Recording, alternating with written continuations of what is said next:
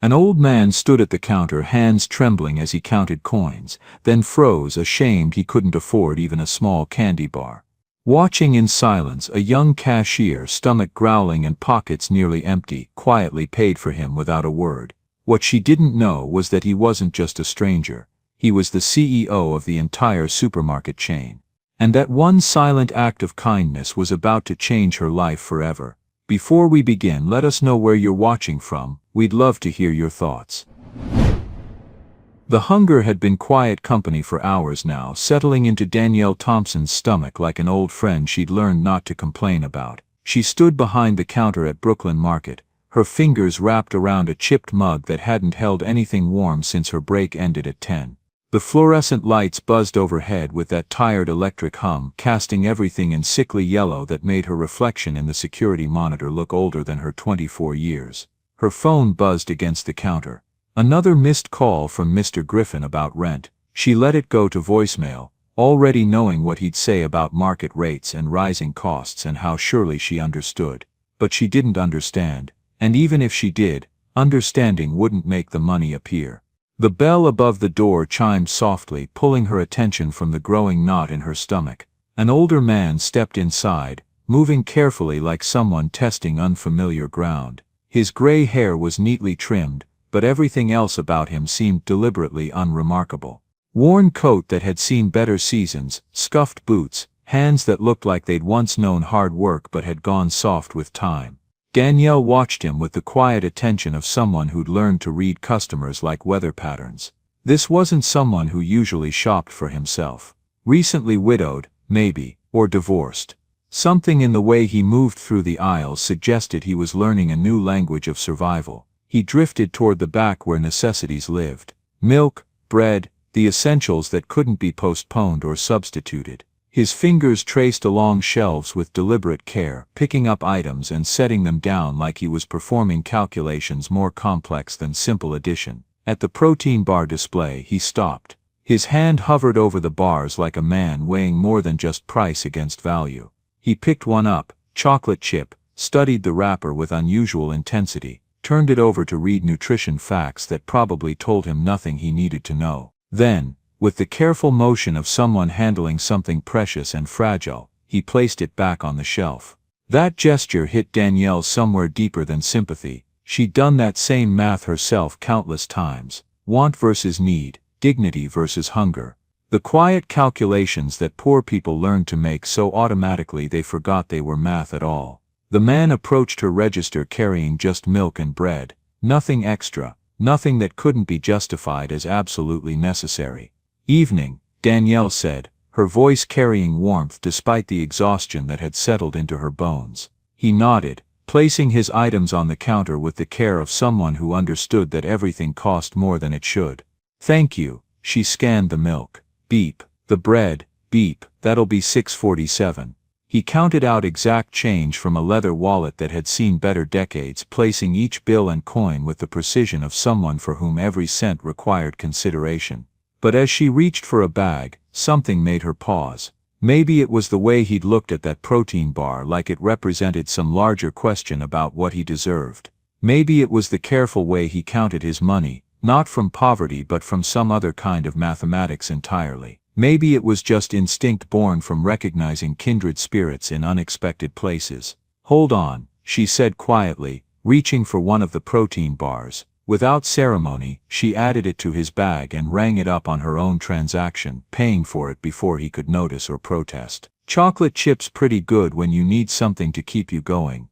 The man looked up, startled. Something shifted in his weathered face, like curtains being pulled back from a window that had been dark too long. You don't need to. I know I don't need to, Danielle said, handing him the bag. But sometimes we all need something extra to get through the day, and sometimes we need to remember that people still look out for each other. He stared at her for a long moment, and she could see him wrestling with something deeper than gratitude, something that had weight and history and sharp edges that cut when you tried to hold it. Thank you, he said finally, and the words carried more freight than they should have been able to bear. You don't know what this means. Just make sure you eat something good tonight, she replied. Cold weather's coming. He paused at the door, looking back with eyes that held questions he couldn't ask and answers she couldn't give. "You have a good evening, miss. More people should be like you. You too, sir. Stay warm out there." What Danielle didn't know was that the man she just helped was Nathaniel Carter, CEO of Carter Retail Group, the company that owned Brooklyn Market and 297 other stores across 12 states. At 65, he was supposed to be planning retirement celebrations and golf course memberships, but instead he was planning escape routes from a life that felt like wearing a suit tailored for someone else's body. Nathaniel sat in his rental car 3 blocks away, staring at the protein bar in his hands like it was evidence in a trial he didn't understand. The wrapper was slightly warm from his pocket, the chocolate chips visible through clear packaging that promised simple satisfaction for $4.29 plus tax. But it wasn't about the money, it had never been about the money, not for decades now. It was about the gesture. About a young woman who saw a stranger counting change and decided kindness was more important than profit margins. About the look in her eyes when she added that bar to his bag, like she was sharing something sacred instead of conducting a transaction. 6 months ago his wife Sarah had died after a fight with cancer that had lasted longer than some wars and left him questioning everything he'd spent 40 years building. 3 months ago, his board had started making pointed comments about succession planning and fresh leadership. 2 months ago, he'd stopped recognizing himself in mirrors, seeing instead a stranger who'd traded his soul for shareholder value, so he'd started walking. Driving to random store locations in rental cars, dressing in clothes from thrift stores, trying to remember the young man who'd once believed business could be about more than extracting maximum value from communities that had no choice but to submit. Brooklyn Market was supposed to be failing. Every metric said so. Demographics were challenging, foot traffic was declining, a shiny new chain store 6 blocks away was supposed to be killing them slowly. Corporate had it marked for closure within the year, another casualty of market forces and efficiency optimization. But somehow the numbers were holding, even growing slightly, and now, sitting in his car with a protein bar that tasted like unexpected grace, he thought he understood why. The next day, Nathaniel returned. Different time, casual clothes, coffee he didn't need providing cover for observation. He positioned himself near the magazine rack where he could watch without being obvious, a skill learned in 40 years of business meetings where the real negotiations happened in spaces between words. Danielle worked the afternoon shift like she was conducting an invisible orchestra. When teenage Marcus came in counting change for lunch, clearly short the dollar he needed for something that wasn't quite a necessity but wasn't quite a luxury either, she quietly adjusted something in the register that made his money stretch farther than mathematics should have allowed. When Mrs. Patterson struggled with her reading glasses to decipher prescription prices, Danielle read them aloud without being asked, then helped her find the generic version that worked just as well but cost half as much. When Miss Valdez's arthritis made reaching high shelves an exercise in dignity versus need, she materialized beside him like she'd been summoned by some internal radar that detected struggling customers. "You remember everyone," Nathaniel observed during a quiet moment, approaching with his unnecessary coffee. Danielle was restocking the pharmacy section, positioning reading glasses at heights that accommodated elderly customers with mobility limitations. "People aren't just customers here, they're neighbors. Mrs. Patterson's son is deployed in Afghanistan. Marcus is working 2 jobs to save for his SATs. Mr. Valdez raised 4 kids in this neighborhood and now helps raise their grandchildren." She shrugged like it was simple. When you know people's stories, you know how to help. "That's not scalable business practice," Nathaniel said, testing waters he didn't fully understand. She paused, considering his words with the seriousness they probably didn't deserve. Maybe some things aren't supposed to scale, maybe some things work better when they stay personal, when they stay human-sized. For 3 weeks, Nathaniel returned to Brooklyn Market like a pilgrim visiting a shrine. He was careful to vary his visits, never staying long, always purchasing something small to justify his presence. Different times of day, different days of the week, building a pattern that looked random to anyone who might be watching. He kept observations in a small notebook, writing in his car blocks away after leaving, developing a picture of something he'd lost sight of decades ago. Danielle had insights about customer behavior and community dynamics that his highest-paid consultants missed entirely. She'd reorganized inventory placement several times, always making the store more functional for the people who depended on it. Baby formula near the front for exhausted new parents. Pain relievers next to the pharmacy counter, reading glasses at multiple heights. Hand warmers by the entrance during cold snaps, priced at cost instead of markup. Small changes that prioritized human need over profit optimization. But it was more than efficiency. There was something else happening here, something that couldn't be measured in quarterly reports or customer satisfaction surveys. People lingered, they talked to each other. They helped strangers find items, and shared recommendations, and treated the store like a community center that happened to sell groceries. "Why aren't you in business school?" he asked one afternoon, buying aspirin he'd never use. Her hands stilled on the price tags she was updating.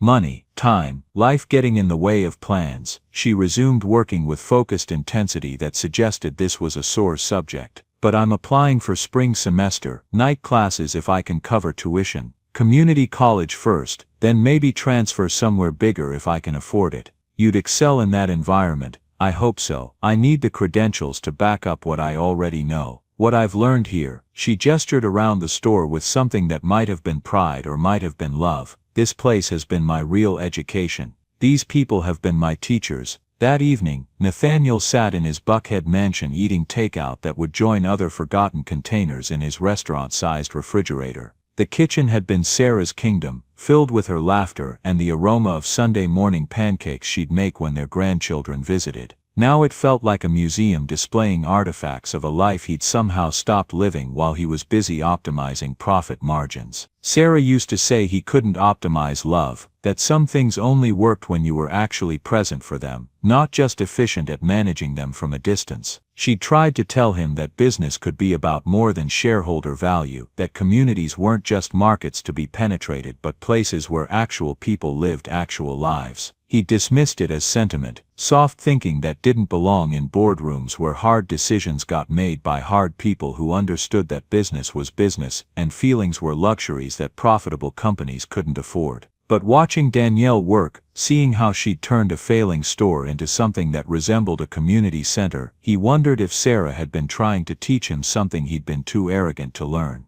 The revelation came gradually, then all at once. Every store he'd visited in the past 6 months had been struggling except this one. Every location followed the same corporate playbook, implemented the same efficiency measures, pursued the same profit margins with the same ruthless focus on optimization over humanization. But Brooklyn Market was different, and the difference had a name. Store manager Rick Lively had been watching the strange man who visited regularly, sometimes taking notes, always observing. When corporate mentioned surprise audits and rumors circulated about executives visiting locations incognito, Lively's paranoia transformed into opportunity. He started building a case against Danielle, documenting every small kindness as potential evidence of poor judgment. Every time she helped a customer beyond the minimum required by policy, every time she showed flexibility or compassion or basic human decency, Lively added it to a growing file that would prove she was unfit for retail employment.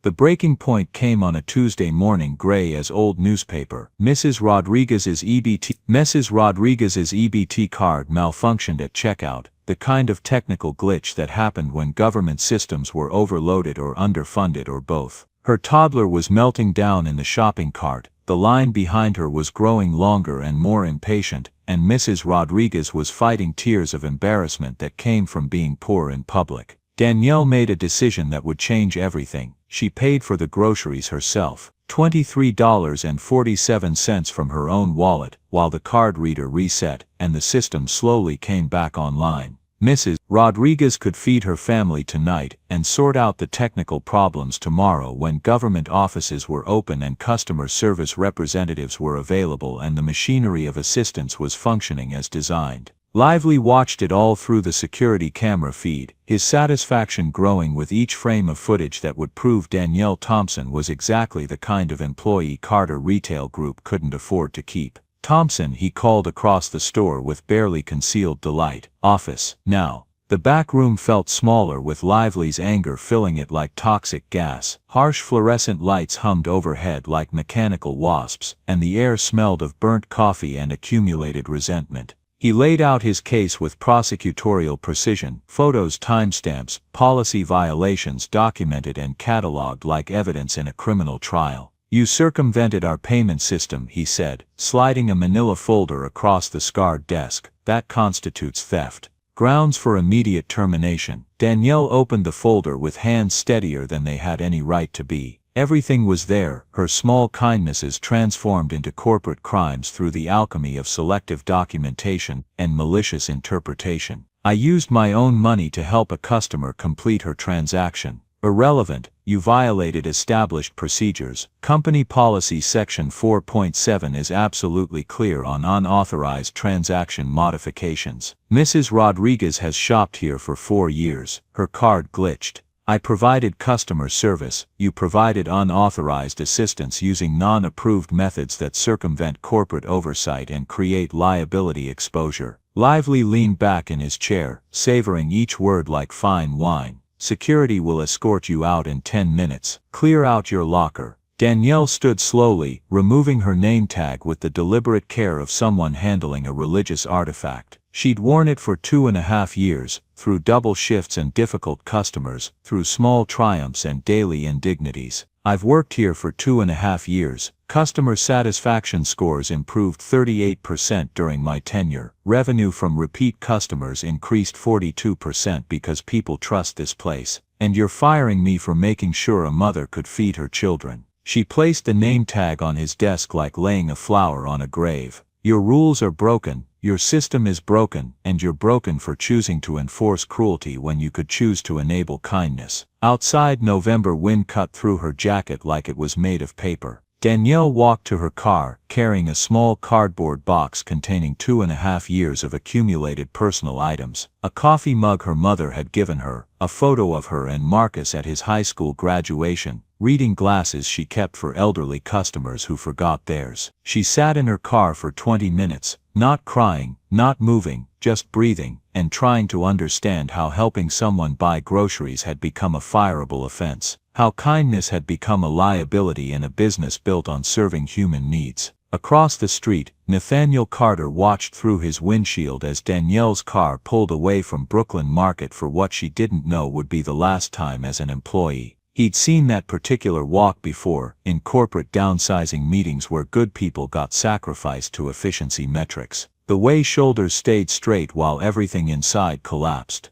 He pulled out his phone and made a call that would change the trajectory of several lives. Within hours, word began spreading through West End like ripples from a stone thrown into still water. Mrs. Patterson called her sister, who called the woman who ran the daycare. Marcus posted on social media his teenage outrage, translating into surprisingly articulate commentary about corporate injustice and community solidarity. Mr. Valdez shared the story during afternoon dominoes at the senior center. But the real catalyst was Rashad, a 16-year-old who'd been documenting everything on his phone for a school project about community economics. His video captured exactly why people were angry, not just about Danielle but about systems that rewarded cruelty while punishing compassion. The video went viral in the way that stories sometimes do when they touch something universal about powerlessness and injustice, in the hope that someone somewhere might actually care about doing what's right instead of what's profitable. By evening, the Brooklyn Market parking lot looked like an impromptu town hall meeting. Folding chairs materialized from apartment balconies and car trunks. Handmade signs appeared. "Justice for Danielle. Good people deserve better. Corporate greed stops here." Local news picked up the story because small injustices often reflected larger systemic problems, and this one had all the elements that made viewers care. Hard-working young woman, heartless corporation, community fighting back against impossible odds. When Channel 7's news van arrived, followed quickly by competing stations, Nathaniel knew his moment had come. He'd spent weeks observing, taking notes, planning what he might do. Now the moment demanded action, and with it the weight of 40 years of corporate decisions that had led to this parking lot confrontation. He walked through the growing crowd toward the locked front doors of Brooklyn Market. People made way without knowing why, perhaps sensing the gravity he carried like an invisible cloak. At the entrance, he turned to face the cameras and curious neighbors. "My name is Nathaniel Carter," he said, his voice carrying across the parking lot like a bell tolling in the distance. I'm the CEO of Carter Retail Group. The murmuring stopped as if someone had unplugged the world. For the past month I've been visiting this store anonymously, trying to understand what makes it successful when others in our chain struggle. What I discovered was Danielle Thompson. He paused, letting her name carry the weight it deserved. She represents everything right about retail service, everything good about human nature applied to business. She was fired for everything wrong with corporate policy. He turned toward the darkened store windows, then back to the crowd. This injustice ends tonight. But more than that, this is where we start building something better. Something that serves communities instead of extracting value from them. The applause started slowly, then built like thunder rolling across hills toward a storm that might wash everything clean. Later that night, alone in her small apartment, Danielle sat on her couch still wearing the clothes she'd been fired in, staring at her phone as notifications poured in from people she'd never met expressing outrage on her behalf. The surreal nature of becoming accidentally famous for being kind made her feel unmoored, like she was watching someone else's life unfold on a screen. Her phone rang. "Marcus." "Miss Danielle," he said, his voice trying to sound more adult than his 16 years allowed. "I saw the news. This is crazy. I know. I don't understand any of it. That man, the CEO, he wants to help you, right? You should talk to him. I don't know if I can trust anyone in a suit right now. But what if you could change things? What if you could make it so other people don't get fired for being good people?" She was quiet for a long time, listening to the sound of her own breathing and the distant traffic and the weight of possibilities settling around her like snow. "I'll think about it," she said finally. The next morning, Nathaniel called her directly. His voice was gentler than she'd expected, worn around the edges like old leather. "Would you be willing to meet, just to talk? No cameras, no pressure, just two people trying to figure out how to do better." They met at a small diner 6 blocks from Brooklyn Market, the kind of place that served coffee in heavy white mugs and didn't hurry anyone who needed to think. Danielle arrived first, choosing a corner booth where she could see the door, still not entirely sure this wasn't some elaborate corporate manipulation. When Nathaniel walked in, he looked older than she remembered, more uncertain. He slid into the booth across from her with the careful movements of someone carrying invisible weight. "I owe you an explanation," he began. "And an apology. You lied about who you were. I gave you my real name. I just didn't mention owning the company that employed you." He stirred his coffee, watching cream spiral into brown galaxies. "I needed to see our stores through customer eyes, not CEO eyes. I needed to understand what we'd lost. And what did you see? That I'd built a system that punishes human decency and rewards corporate sociopathy." His voice carried decades of accumulated regret. "I want your help fixing it." "How?" "Work with me. Start as a community liaison consultant, part-time while you're in school. Help me understand what policies need changing and why. Real authority to pilot new approaches, not just advisory positions that get ignored when quarterly results come in." He slid a handwritten letter across the table. "I know you have no reason to trust me, but I'm hoping you'll trust what you saw in that store. The community you helped build. They deserve better than what we've been giving them." That evening, Danielle read his proposal while rain drummed against her apartment windows. The salary was more than she'd made in 6 months at Brooklyn Market. The opportunity was everything she'd dreamed about when she filled out college applications during quiet moments in the break room. But doubt whispered louder than hope. What if accepting this position meant losing touch with the community that had shaped her?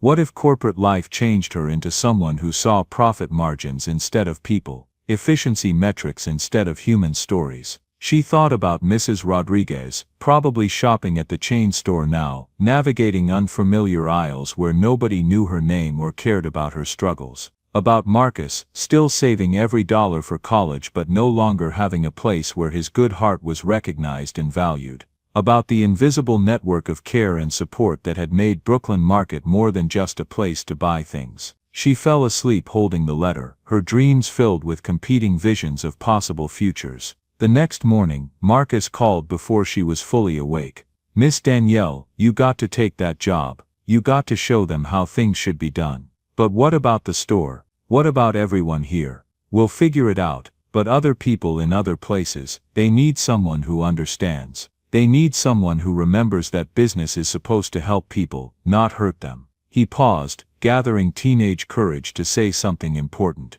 You taught me that helping people isn't just about the people right in front of you. Sometimes it's about helping the people you can't see yet. That afternoon, Danielle called Nathaniel. I accept, she said without preamble. But I have conditions.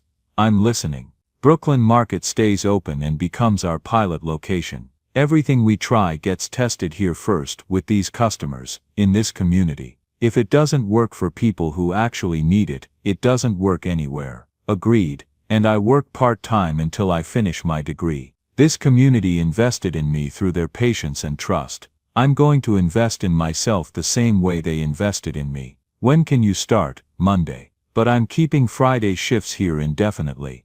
This is where I learned everything that matters. 6 months later, Danielle stood in the renovated Brooklyn Market, now officially designated as Carter Retail's Community Partnership flagship store. The harsh fluorescent lights had been replaced with warmer LEDs that made everyone look healthier. Comfortable seating areas invited customers to linger and connect. Local artwork covered walls that had been institutional white for decades. But the real changes were subtler and more profound. The store had become profitable in ways that took accountants months to understand. Customer retention approached 90%, employee satisfaction scores were the highest in company history. Theft dropped to near zero when people felt invested in protecting something they valued. Mrs. Rodriguez brought her mother-in-law to meet Danielle, calling her the young woman who saved our family. The older woman pressed a small wooden cross into Danielle's palm, whispering a blessing in Spanish that translated to something about angels walking among us unaware. Marcus had started a tutoring program for younger kids, using the cafe area during slow periods. Mr. Valdez held court by the window every afternoon, sharing neighborhood history with anyone who'd listen. The changes rippled outward in ways no corporate manual could have predicted. Crime in the surrounding blocks decreased as more people spent time on the street, creating what urban planners called natural surveillance. But what Danielle just thought of as neighbors looking out for each other. Local property values stabilized for the first time in years. The community college started holding information sessions in the store's meeting space because that's where people felt comfortable asking questions about their futures. But perhaps the most significant change was in Danielle herself. The young woman who'd once counted every penny now carried herself with the quiet confidence of someone who'd learned that her instincts about people and community had been right all along. She still worked her Friday shifts, still remembered everyone's stories, still made small adjustments that prioritized human need over corporate efficiency.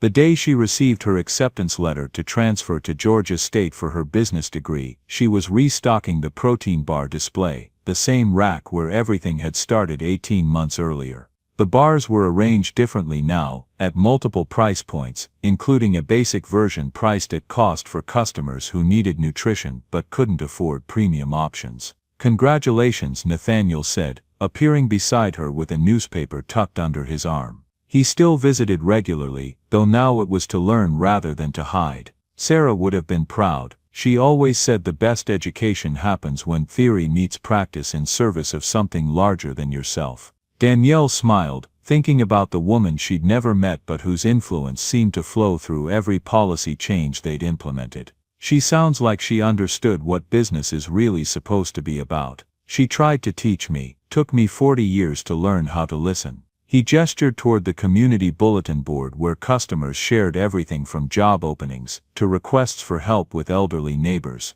This is her legacy as much as yours. That evening, as Danielle locked up the store and walked to her car, she noticed something that would have been impossible to see from corporate offices or quarterly reports. Light spilled from windows up and down the block, families gathering for dinner, children playing on sidewalks that felt safe again. The store had become what it was always meant to be, not just a place to buy things, but a cornerstone that helped hold a community together. Standing behind the familiar counter on a Friday afternoon, watching her community rebuild itself around principles of mutual care and support, Danielle understood that success wasn't about rising above your circumstances. It was about transforming your circumstances so everyone could rise together.